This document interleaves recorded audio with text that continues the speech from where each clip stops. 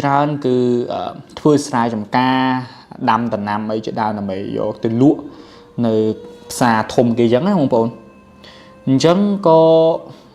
គាត់ពិបាកពេកដោយសារគាត់ត្រូវមានភារកិច្ចដើម្បីជួយបងប្អូនជាច្រើនអញ្ចឹងគាត់សម្រេចចិត្តថាគាត់នឹងធ្វើការ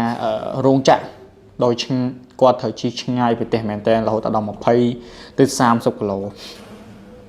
គាត់ចាប់ដើមធ្វើការរោងចក្រហ្នឹងអស់រយៈពេល1ឆ្នាំជាង1ឆ្នាំជាង1ឆ្នាំបាន1ឆ្នាំជាង7 ឆ្នាំដែរហើយគាត់ក៏ជីវភាពគាត់រៀងធូរធារបន្តិចគាត់ក៏សន្សំលុយទិញម៉ូតូធ្វើដំណើរម្ដងព្រោះដោយសារឡានគេជូនយើងត្រឹមតែម៉ោង5ទេឡានរោងចក្រនៅសម័យហ្នឹងព្រោះដោយសារគេខ្លាចពេលទៅជូនយប់ពេកទៅមាន